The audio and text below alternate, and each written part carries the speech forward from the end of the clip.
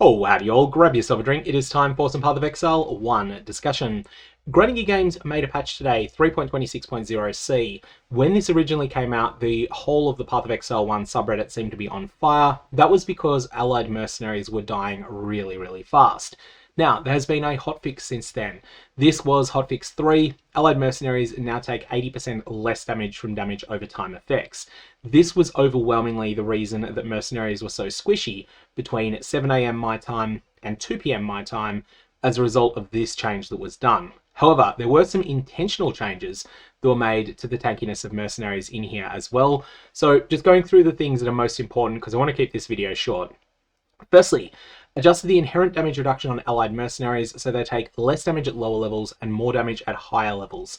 This is likely due to the fact that my level 73 infamous mercenary was with me the entirety of clearing the Atlas, and not just the Atlas, but clearing most of the pinnacle bosses as well. During this entire time, I probably died hundreds of times, and this mercenary died exactly once. Did I do anything at all in order to make this mercenary more tanky? No, I didn't. He was just wearing the gear that he spawned with.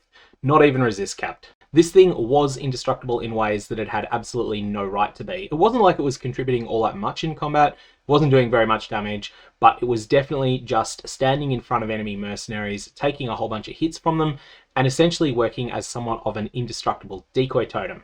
Enemy mercenaries, however, are getting different effects to this. Enemy mercenaries are not getting this hidden inherent damage reduction, except for damage reduction fall-off applied to unique monsters. What this means, there's a mechanic when you're fighting the Shaper it's particularly noticeable on, also Harbinger packs is particularly noticeable on, whereby player damage is nerfed a lot during the first second of the monster's existence, by a smaller amount in each subsequent second, until about 8 seconds into the monster's existence, there's no damage reduction at all. Grinding Games implemented this somewhere around Harbinger League, and it was because there were a number of builds that could spawn camp monsters.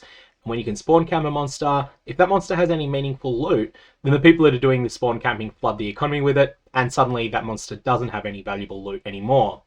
That's the reason they added that into the game, and it stuck around on a lot of different pinnacle bosses and the like, but mercenaries are going to get that just for the first few seconds. That's all they've got. Mitigation ignore support, this one's gone. This was the biggest cause of one-shots that were suffered by players at the hands of enemy mercenaries. Secondly, fixed rain of arrows of saturation on mercs, firing fewer arrows than intended. So this is likely to make mercenaries that use this against you more scary, but also at the same time make them more useful as allies. Then there's a number of nerfs that only apply when the mercenary is an enemy. Crit multi-effects are halved. This was the number 2 cause of players being one-shot by mercenaries. Secondly, power, endurance, and frenzy charges on mercenaries are being nerfed to use the player values instead of monster values. This would have been the number 3 cause of players being one-shot. And that's because the mercenary just has a tremendous amount of extra damage from frenzy charges or power charges that it might have stolen from you. And then all of these skills are getting their damage nerfed when they're used by mercenaries against you. I feel like the ones that are going to be noticeable the most, Absolution, Exsanguinate, Reap. These are the ones that were killing me the most often when I was engaging these things. Other changes, Cardinal of Fear, Neglected Flame, and Deceitful God. They're going from 135% the hit points of the Minotaur down to 108% the hit points of the Minotaur. So just solidifying that these are mini-bosses. Rolf's reroll with high-quality recruits. This is having its gold cost reduced. Now, there's 2 things to mention about this. Firstly, I do not know if I'm right on this, but it has been my personal experience from using the reroll high-quality recruits maybe 25 times or so far. It seems like the gold cost per hour for anyone that you recruit this way tends to be lower than it would be if you'd got them from the standard reroll button. I cannot verify this. This is just my feelings so far. Additionally, they're saying that it is now more gold efficient for finding rank 5 workers. So what this means is it's probably 11 times as likely to give you a rank 5 worker as using the 2000 gold reroll is. As it stands, I think I would now advocate only really using this, except if you're at the point where rank 3 workers are still an upgrade in some of your jobs. Now, there's a couple of other little changes as well. I'm only going to go through the ones that I feel are most important here. So there's a couple of things related to failing memory thread maps. This is intended to break a strategy where players were very deliberately failing these maps in order to be able to repeat them. And when the best way to play the game is to intentionally fail content, that tends to be pretty disappointing. So Grinding Games are making changes to make sure that's not the case. If you do find that you fail a memory thread the first time, Perhaps that's a case of just overjuicing it, and go back into it scoured the next time so that you can just get through that one and progress onto the next one that doesn't have this penalty anymore. Johan is being moved.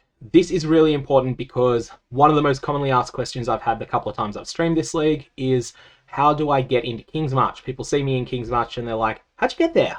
I'm further in progression through the Atlas than you, and I can't figure out how to get there.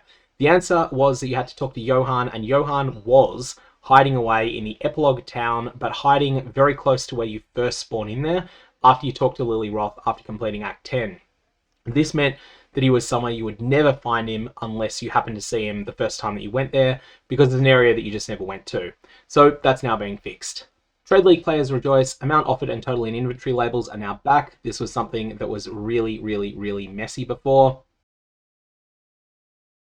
Refiner's Bargain, the Atlas Keystone that I've done a video on already. This, I think, was actually changed in an earlier patch. I think this was in 3.26.0b, but it wasn't listed in the patch notes there. Essentially, I think what was happening was that the chance to convert items to dust, I don't think this was 5% per item back then. What I think was happening, with the benefit of hindsight, and from talking to a couple of other people about their experience with this, was that it rolled the 5% chance for each item, but if any single item ended up proccing that 5% chance, then every single one of them got the benefits there, which was clearly not intended. Anyways, the interaction of Refiner's Bargain and Seance is now adequate, but not extraordinary. It is something that's okay. I'm not going to say unspec it if you've got it, but it's also not something that's so good that you have to spec it at all costs. And I want to do a video on lost shipments after I do the one I'm planning on recombination, but there's been a bug where they could give identical rewards. I'm not exactly sure whether this is going to be a nerf, whether they were better than intended, but that's something that we'll have to look into. Anyways, there's more in the patch notes. Put a link to them down in the description below if you want to read through everything. For example, the interaction with Calandra's Touch that was bugged. If you want to read up on the bug that was existing for heist players that were trying to use controllers there, which wasn't working apparently, then you can have a look at that. But this is one of the smaller week 1 patches, and I think a lot of that comes down to the messy state the servers were in. For PC players outside Europe, it was an hour 45, whereas a complete dumpster fire, and then it sort of got working. But for PC players inside Europe, it was worse for longer and sort of still having a bunch of problems. And in particular, console players had an absolutely miserable first day because they couldn't play at all. I think it was something like 32 hours until all the console realms were working. So a little bit of a mess there. And I think that grinding gear games are just a bit behind on some of the balance fixes because ultimately they have to triage. When the world's on fire, you got to solve the most serious problem first. That was the console players. The second most serious problem was trying to do anything they can about the EU server issues. And only after you fix that can you work on some of the things like one-shot issues and also some of the other bugs that temporarily got introduced, like the 4 hours this morning, where Mistress of Sacrifice was just completely and utterly broken. That's all I got for now. May your Varlobs have interesting results.